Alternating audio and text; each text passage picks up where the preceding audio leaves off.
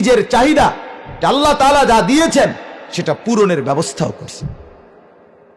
মদের নেশা কি দরকার যদি শক্তির জন্য আল্লাহ তাআলা মধুর মধ্যে তা রাখছেন। আল্লাহ তাআলা প্রত্যেক নিষিদ্ধ বস্তুর মোকাবেলায় হালাল বস্তু পূরণের ইন্তজাম রাখছেন কিনা বলেন না। আল্লাহ তাআলা নিজে বলছেন, বান্দা সুদ আমি হারাম করছি, তার মানে তাহলে লাভ করা যাবে না, উপার্জন করা যাবে না। কেন? আহাল্লাল্লাহুল বাইআ, ব্যবসার লাভ হালাল করে দিয়েছে, হালাল করে দিয়েছে। তাইলে নারী তুমি ছুঁইতেই পারবা না, নারীর দিকে তুমি তাকাইতেই পারবা না, নারীর কাছে তুমি যাইতেই পারবা না।